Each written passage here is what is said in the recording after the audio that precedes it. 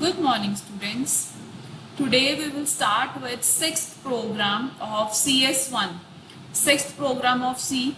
So let's start with this. Write a program in C++ that first initialize an array of given numbers. So first of all, you have to initialize an array with given numbers with data type float or double.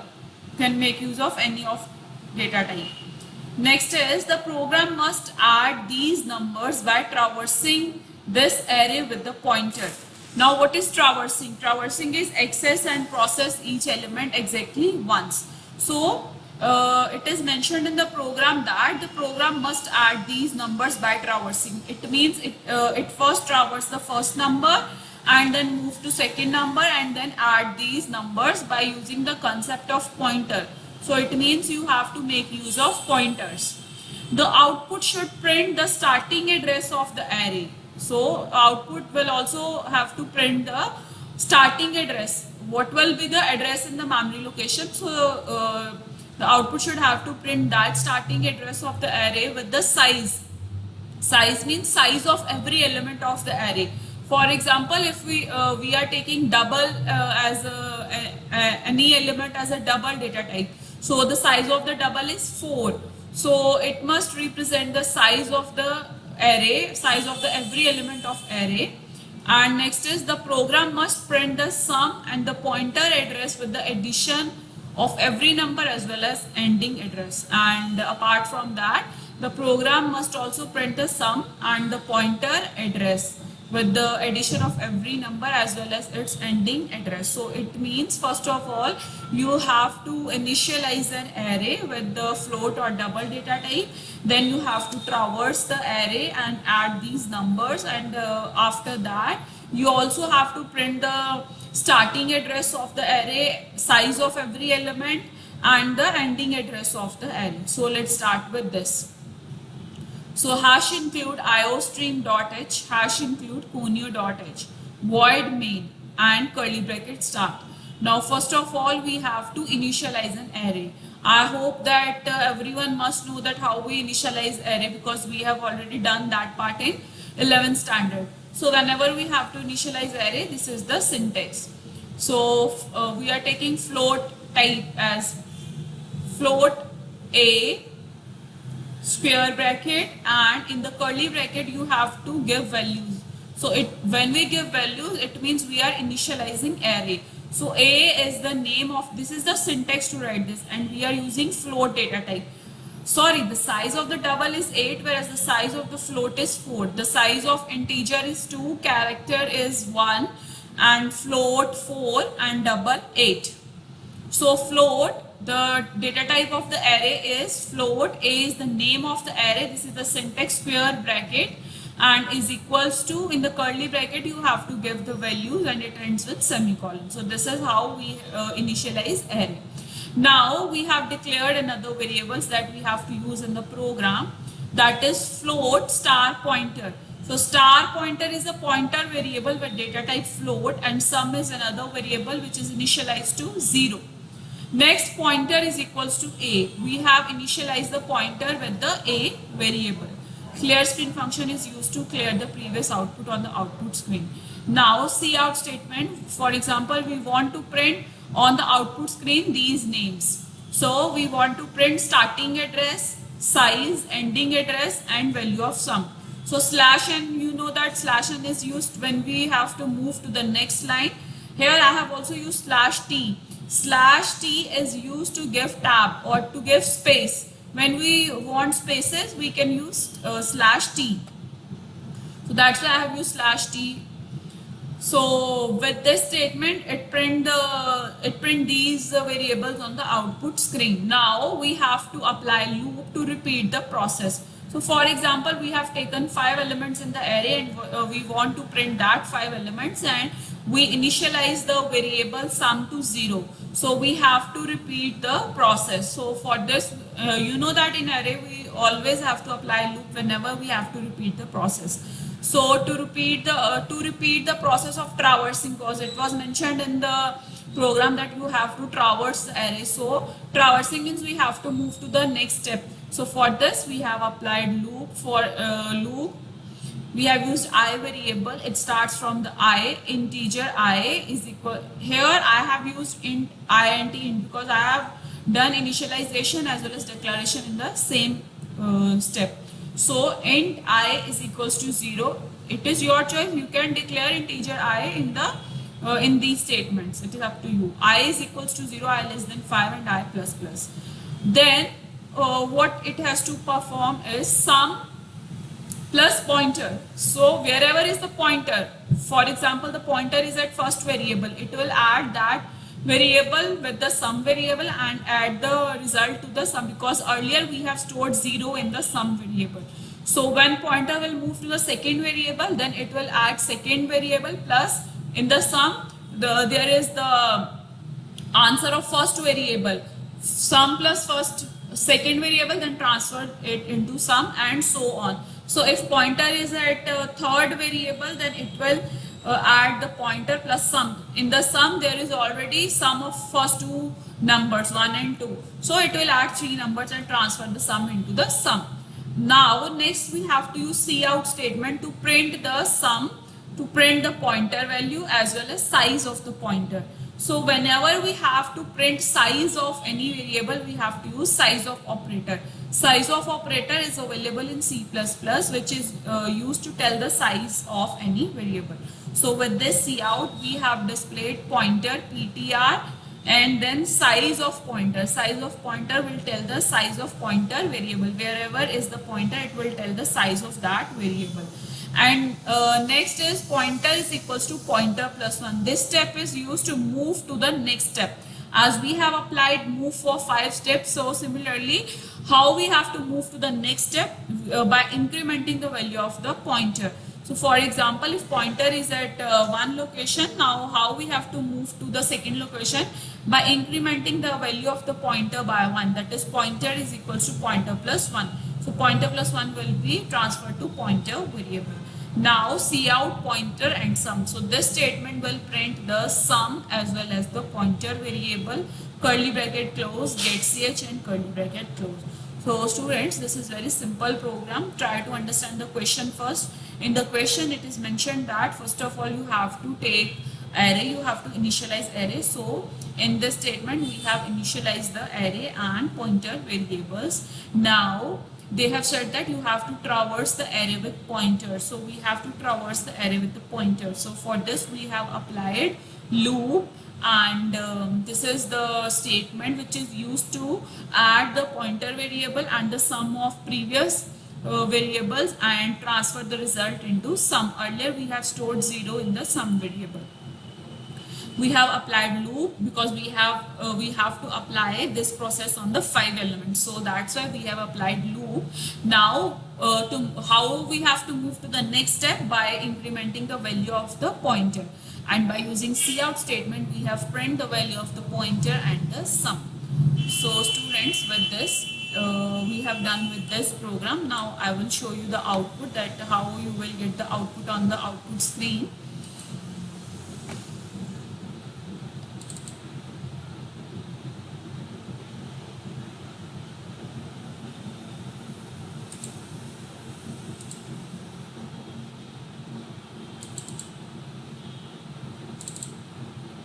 Okay, so this is the program where we have initialized array and so on. So I will show you the output. So first of all, you have to write the program, you have to save the program and then compile the program. Program is successful. Now run your program.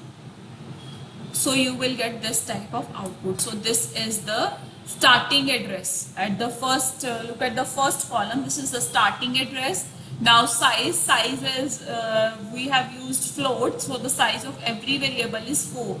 And next is ending address of any element, and at the end this is value of sum. For example, the first number is 10.2. The whatever will be the second number, it will add that number to the first number, and the sum is 14.1. At the third number, it will add the first two numbers, and the sum is whatever is. So this way you will get the output. So I hope it is clear to you how you have to execute this program.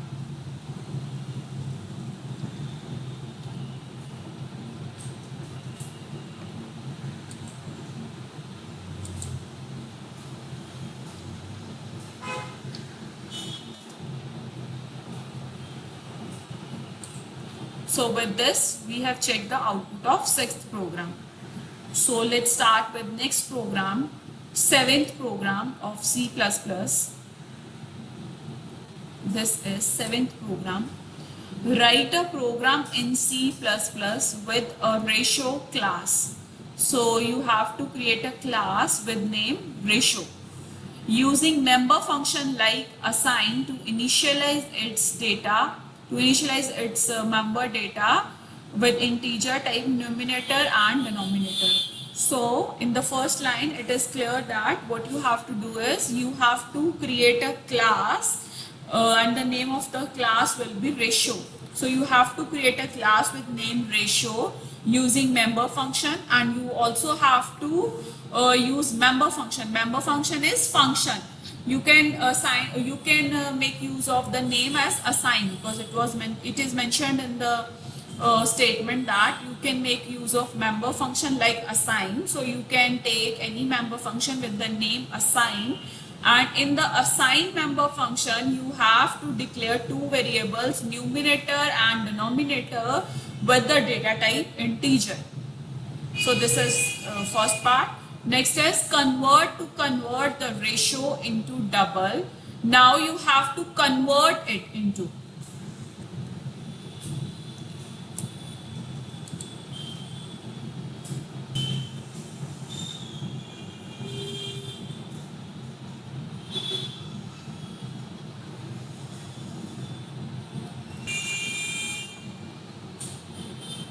So now you have to convert it into. Convert means you have to divide it into. You have to divide two numbers, numerator and denominator. Next is you have to invert the numbers to get the inverse.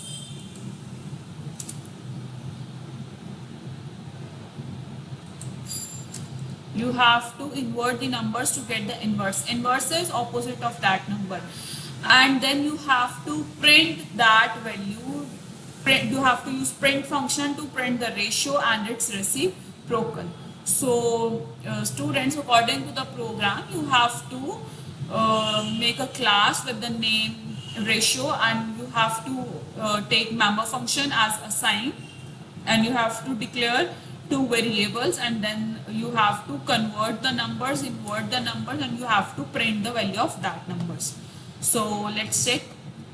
So what we have to do is hash include iostream.h, hash include conio.h. Now start with ratio class. Class ratio. Class is a keyword, ratio is the name of the class.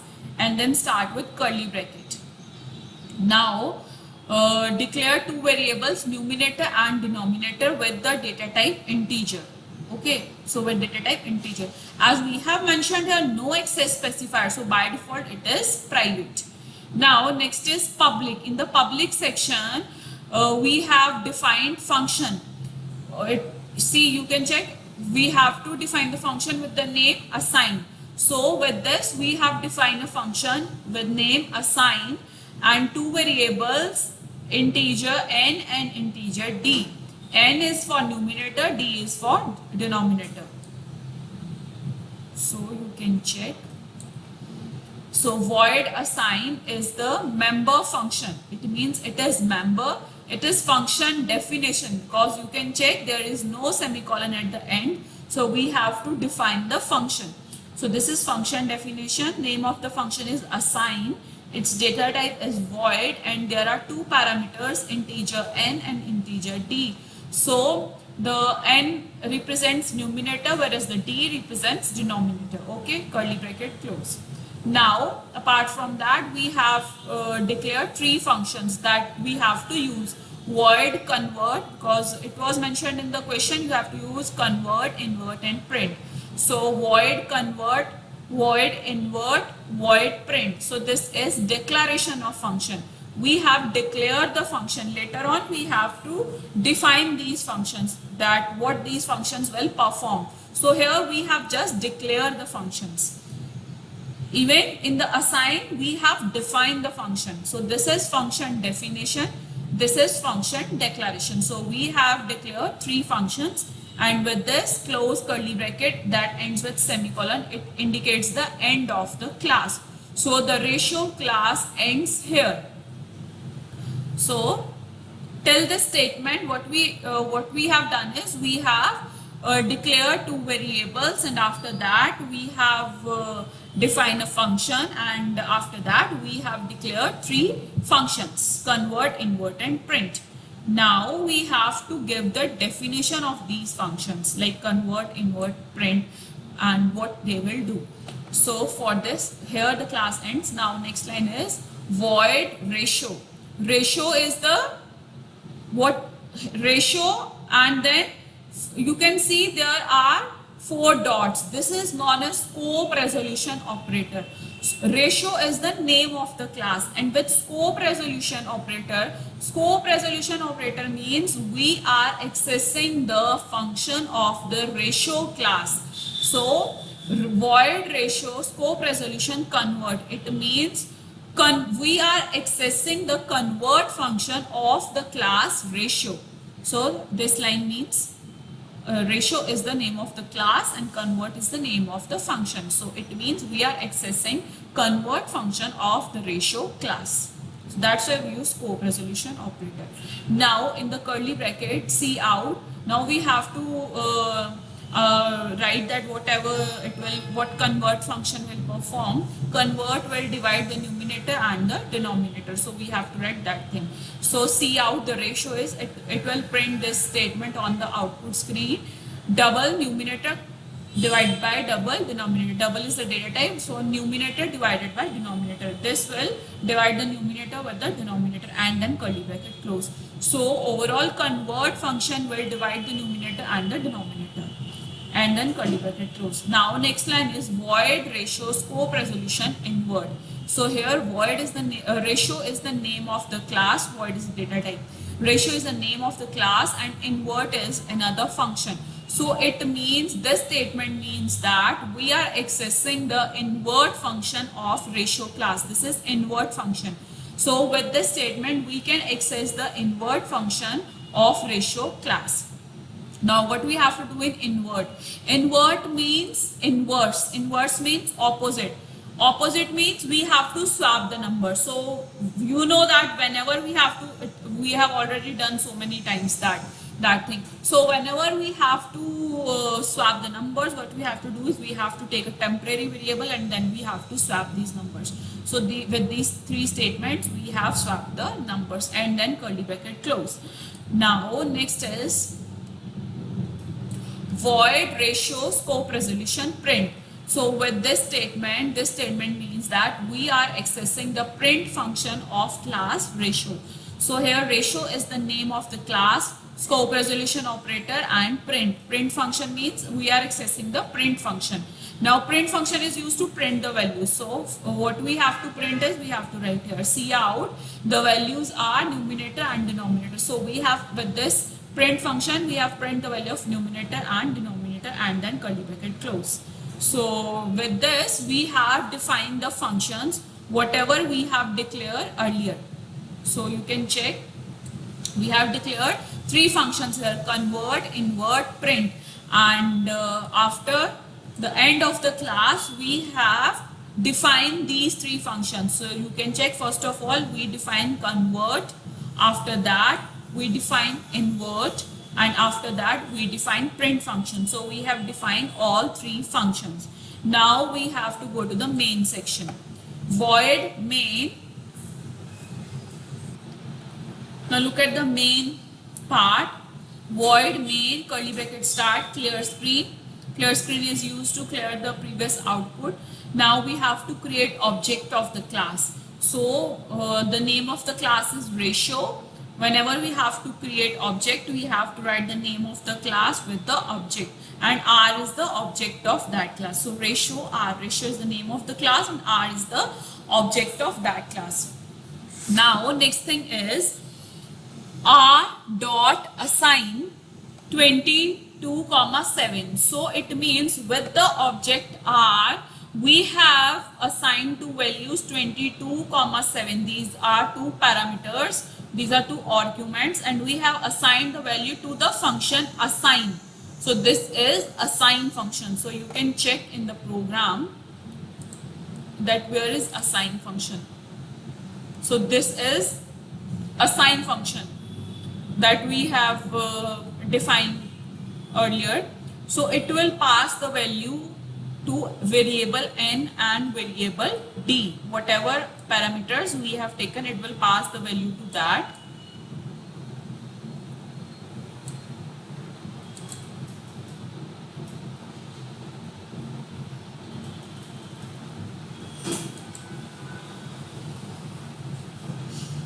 It will pass the value to the assign function. Now we are calling the function r dot convert. R dot convert. Where is r dot convert? This is r dot convert. With this function, it will transfer the call to the convert function. This is convert function, and this by this we can access convert function. This convert function, what this function will perform, this will divide the numerator and the denominator. So this is convert function. It will pass the value to the convert function. So similarly we can access convert function, print function and invert function. So with this object, first of all we have passed the parameters to the assign function, and then r dot convert, r dot print, r dot invert. This is object dot member function. So r dot convert, r dot print, it will transfer the value to the print function. R dot invert will transfer the call to the invert function, and then cout. After inverting the values, you have print the value as r dot print. So it will print the value after inverting the values, after swapping the values.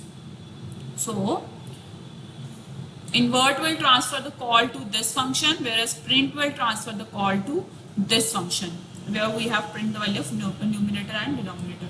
So this is the 7th program, where we have defined member function with the name assign, and we have declared two variables, and after that we have declared these three functions, and then we have defined these three functions: convert, invert and print. Convert, invert and print. And after that, in the main section we have create an object, and with the object we have accessed all the functions. So students, with this we have completed 7 programs. Now I will show you the output of this program.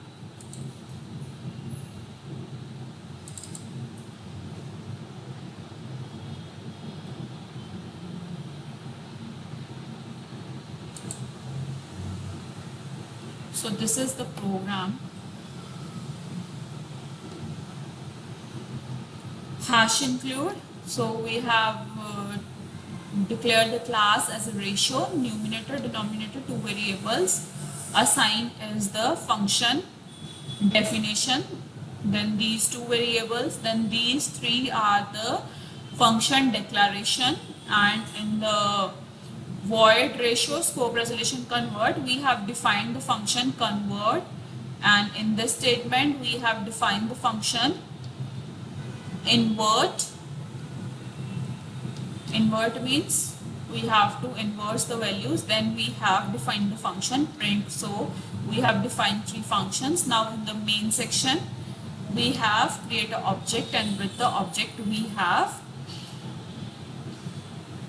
access all these functions. Now we have to compile the program. So for this is compilation of program successful. Now we have to run the program. So you can check the ratio is 3.14.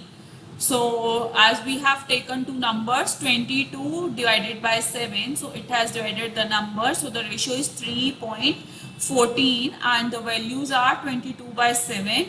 After inverting, the values are 7 by 2. Inverting means it has inverse the values. So inverse means now it is 7 by 22. So this is the output of this program. Now students, I want to tell you one thing. I know that many of you know, but some of the students are new, so that's why I want to tell you. You do not have to paste a snapshot of the program. As I have already told you in the guidelines video that you have to first of all copy the source code into the Word or Notepad file, and then you have to attach the printout of that file. You do not have to attach the snapshot of any program. You can attach snapshot of output only. See, you can attach snapshot of output only. You cannot attach snapshot of the program. So if you want to check the output of any program, what you have to do is you have to go to the C drive, wherever you have stored your Turbo C. So as I have stored my Turbo C in C drive, so you have to go to C drive.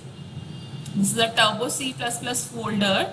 Now in the disk folder, you can simply search for bin folder, because you have to check the source code from the bin folder. So in the disk folder, there is Turbo C3, and this is the bin folder. In the bin folder, you will get the source code of every program. So, but you have to remember one thing, that you always have to save your program. You do not have to delete the path of the program, as I have told you, Turbo C++, C drive, whatever will be the path. Then after that, you have to write the name of the program with .cpp extension. So as I have given the name to the program as ratio, so by clicking on this, I can check the source code. So you can copy the code from this file and you can paste that code into Word as well as Notepad, and then you have to attach that output, that code of the program in your file. You do not have, or otherwise I will not accept the file if any of the student has attached snapshot of the program. So you have to attach the complete code of the program. So that's all for today.